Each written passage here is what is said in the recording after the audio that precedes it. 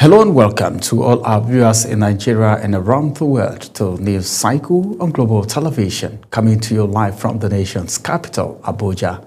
I am Ramsey Enoch Agbo. A quick reminder that Global Television is on DSTV channel 365 and Star Times channel 276. Nigeria's Vice President Kashim Shettima has called on Nigerian students to demonstrate greater seriousness, discipline and passion towards their education, describing learning as the foundation for national development and sustainable progress.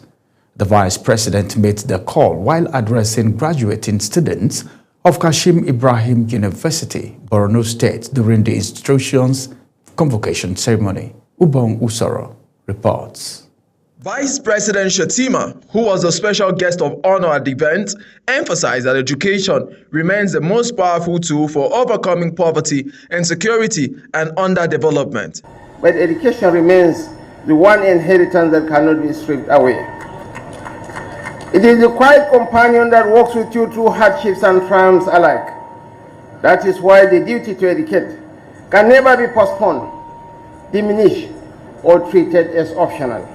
He cautioned students against shortcuts to success, stressing the importance of hard work, resilience, and a commitment to lifelong learning. The Borno State Governor Babangana Zulum, who also spoke at the ceremony, reaffirmed his administration commitment to revitalizing the educational sector in the state.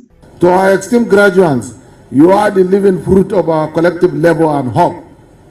Your journey has been uniquely shaped by the times, yet you have persevered. As you step toward today, you carry not certificates, but the resilience of Borno and the promise of a brighter dawn. In the major highlight of the event, the Oni of Ife, Oba Adedeye Enitan Oguwusi, was formally installed as the Chancellor of Kashim Ibrahim University.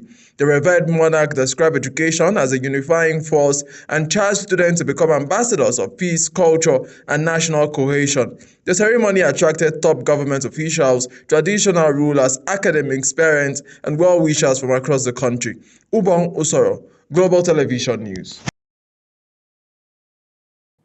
The federal government has announced new measures to curb malpractices during the West African Examination Council and the National Examination Council examinations.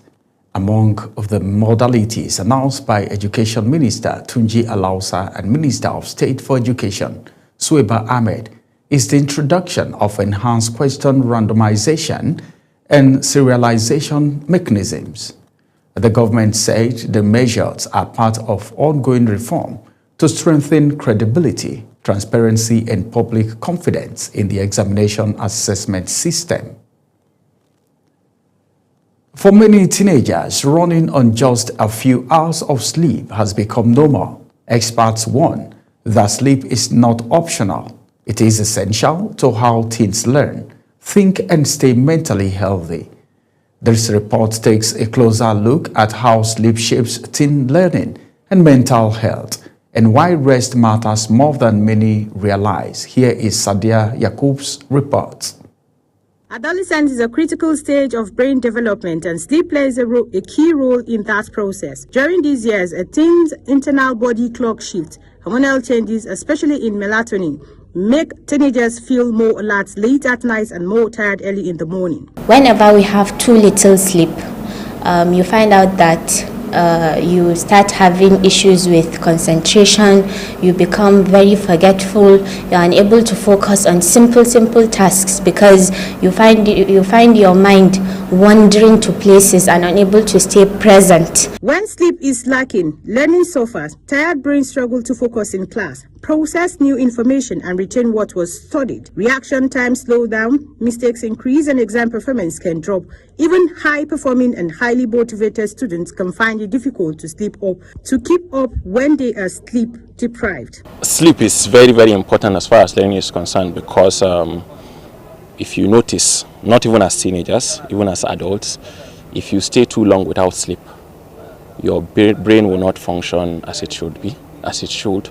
So talking about teenagers who are in that phase of development, it is very, very necessary that they have a balance of sleep and work to ensure that their learning is efficient or effective. Technology is one of the biggest sleep disruptors for teenagers. Phones, tablets, and laptops emit blue light that interferes with the brain's natural sleep signals. Social media, online games, and streaming platforms also keep the mind active late into the night, pushing bedtime later, reducing sleep quality. Beyond academics, sleep is vital for emotional balance. Without enough rest or sleep, teens may find more irritable, anxious, or overwhelmed.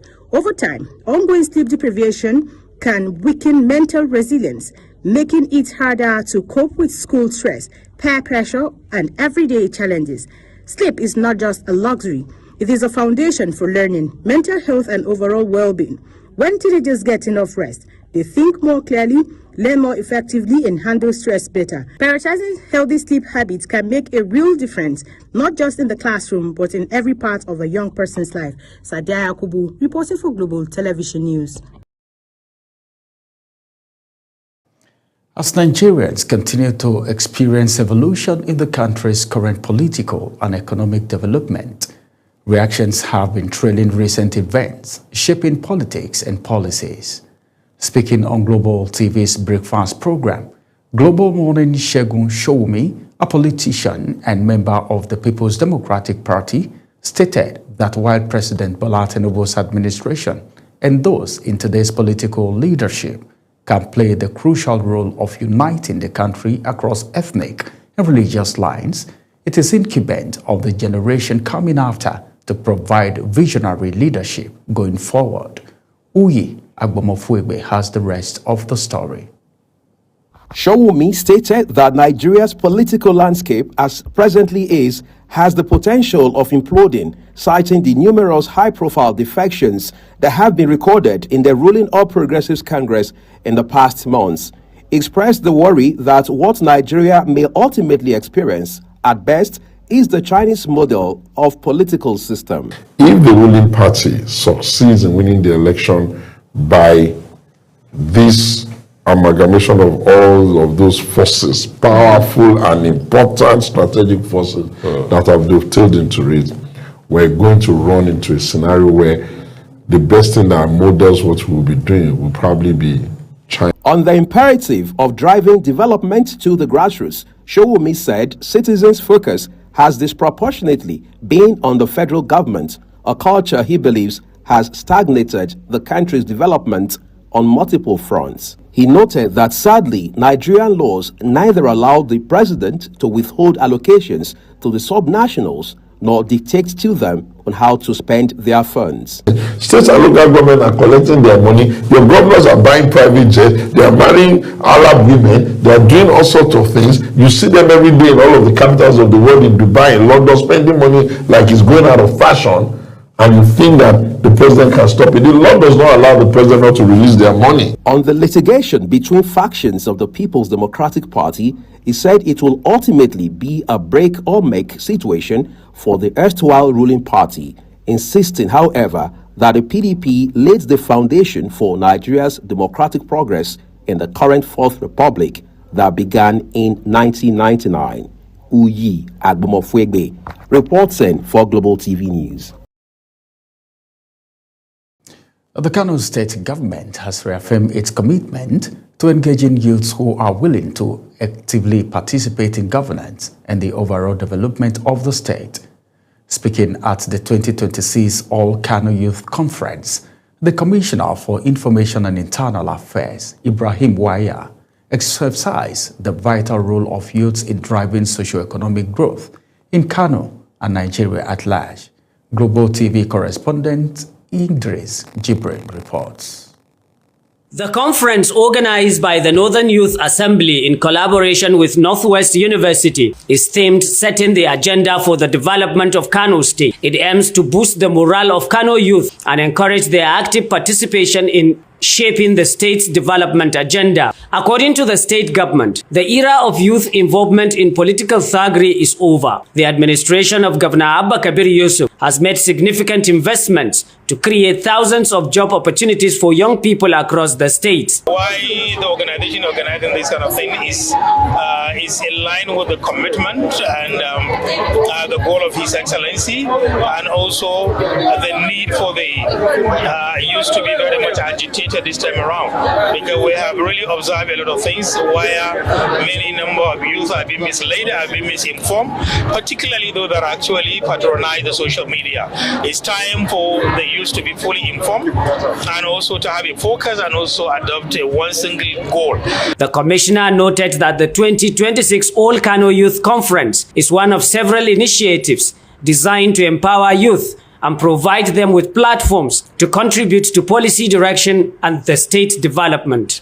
The Northern Youth Assembly is actually spearheading an effort of reorienting the youth for them to understand first. The most important thing, I think the serious problem we are having is the confidence, building confidence and building trust in the youth. Let them develop a confidence that they can do it. This is the most important thing, and this is the one thing that is actually missing in them. Participants at the event highlighted the importance of staying away from drug abuse and other criminal activities, calling on youth to focus on building their future through education, entrepreneurship, and civic education. The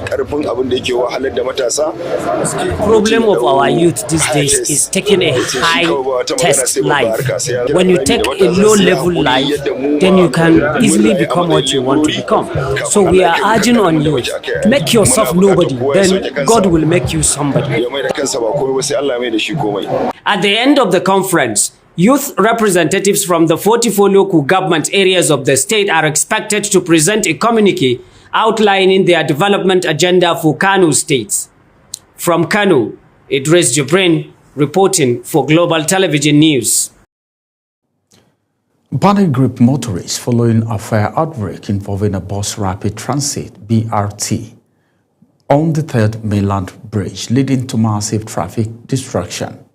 The Lagos State Traffic Management Authority, that is LASMA, confirmed the development in a statement posted on its official X handle.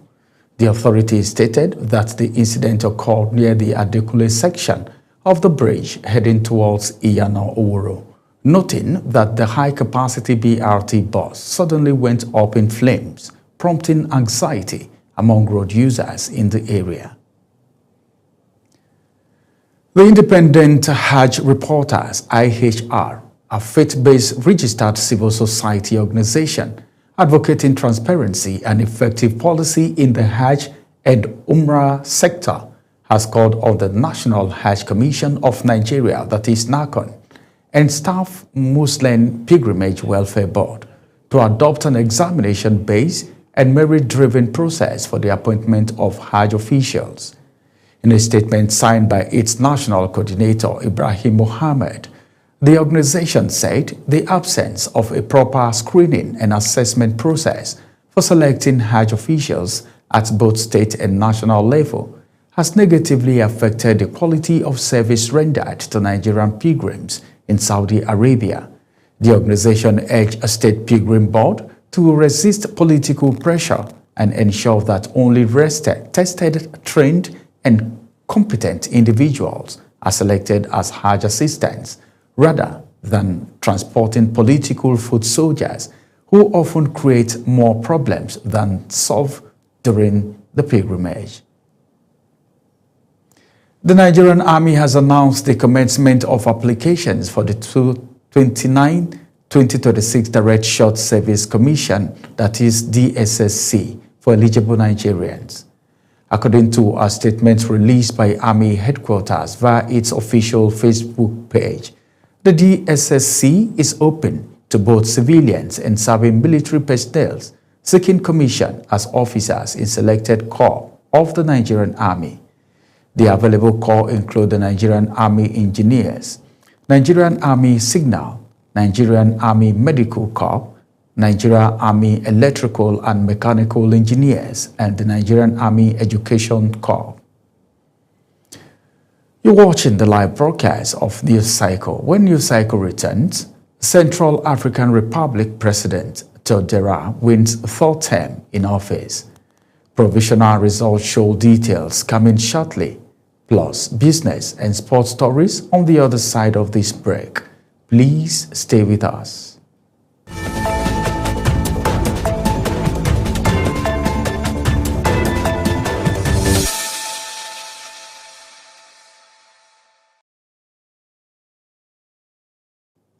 Welcome back from that break. Now let's take you to the world of business, where the federal government has announced a shift from direct economic intervention to a capital de-risking and private sector-led growth model as part of its 2026 growth acceleration and investment mobilization strategy.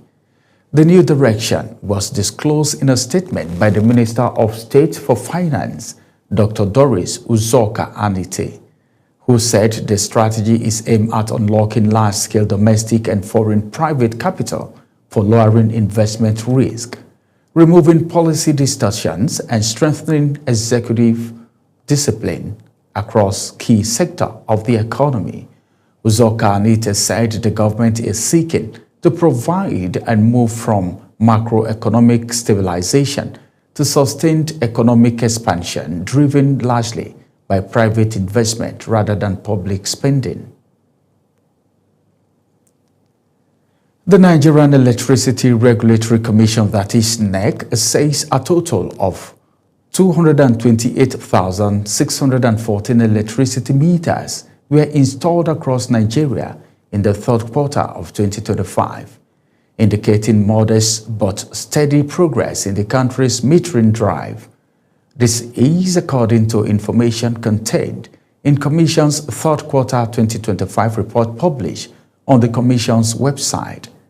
The report shows that while meter deployment continues to rise gradually, Nigeria still faces a significant metering gap, with nearly half of electricity customers remaining unmetered. On the petroleum market, the Nigerian National Petroleum Company Limited, that is NNPCL, has reduced the pump price of premium motor spirit, also known as petrol, at its retail outlets, lowering the price to 815 naira per litre in Abuja. The revised price was implemented at NNPC filling stations located at Lugbe, Wuse Zone 4 and 5, along the Kefi Abuja Road, as well as on the Kubwa Expressway. Despite the latest reduction, a company's pump price remains 79 higher than the 739 naira per litre currently sold at Dangote Refinery-backed MRS filling stations nationwide. And on to the foreign scene. Provisional result released by Electoral Authority indicates that President Faustin Archange Todare has been re-elected for a third term in Central African Republic. Todera, 68, had been widely expected to win a third term and had touted his efforts to steady a nation-long plague conflict. Zarau Nasir has details. Part of the opposition has called for a boycott, condemning the election as a sham and lacking political dialogue with the National Authority of Elections, stating that Todera won more than 76% of the vote. His main opponent, Aniseto Oges Dolegele, came second with 15%, while Harry Mari Dondra was third with 3%.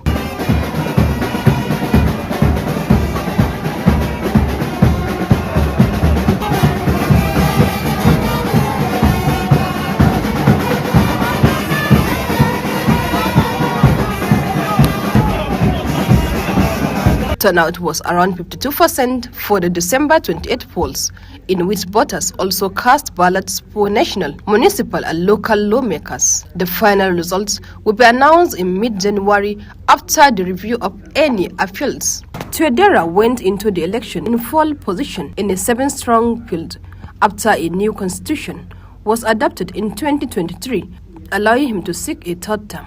Zahrau Nasir, reporting for Global TV.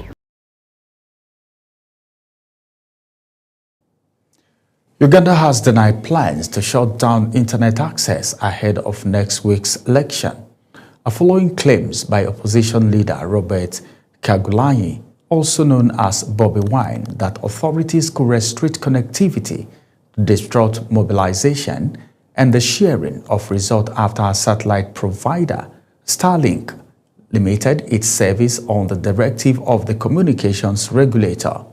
The Uganda Communications Commission and the Ministry of Communication says there is no plan to block them, while warning that online activity remains subject to the law and stressing that only the Electoral Commission is authorized to announce election results. Uganda goes to the poll on January 15, with President Yoweri Museveni seeking to extend his long rule against a challenge from Bobi Wine as the opposition prepare for a possible shutdown, and political tension remain high following past elections marked by unrest and an internet blackout. Syrian government forces engaged in deadly clash with a Kurdish-led US-backed Syrian Democratic Forces in northern Aleppo Governorate, with at least 4 people killed in artillery fire and gun battles. Syria's state-run Sana news agency said a soldier was killed and 3 injured in an attack by Syrian Democratic Forces fighters. The fighting comes 2 days after senior Syrian Democratic Forces leaders met Syrian government officials in Damascus for talks on the integration of Syrian Democratic Forces into the regular army. And now in sports, Super Eagles striker Victor Osimhen has reportedly threatened to quit the national team and return to Turkey. Osimhen was left following his altercation with Ademola Lookman during the 4-0 win over Mozambique at the ongoing 2025 African Cup of Nations. Having scored a brace thanks to the assist from Lookman, the 27-year-old lashed out at his teammate for failing to pass to him in the 64th minute. Nigeria's Super Eagles is expected to fly out to Marrakesh on Thursday for their quarter-final fixture at the 2025 African Cup of Nations. The Super Eagles will face the winner of the round of 16 encounter between Democratic Republic of Congo and Algeria in the quarter-finals. The Super Eagles, however, will continue to train in first until the departure. The Secretary of the Nigerian Boxing Board of Control, Oluremi Abodurin, has accused the Vice President of the Nigerian Boxing Federation, Omole Imadu, of planning to take over statutory responsibility assigned to the body. Abodurin alleged that Imadu was working on the ground to obtain ministerial approval to operate professional boxing, a role he says does not fall within the NBF's remit. The Federation's VP in a boxing platform declared the interest of the amateur body to take up pro boxing roles. That's it on the news cycle. A quick reminder that Global TV is on DSTV channel 365 and Star Times channel 276. Kindly follow us across all social media platforms now showing on your screen using @Global TV NG. I am Ramsey Enoch Abo. Thanks for watching.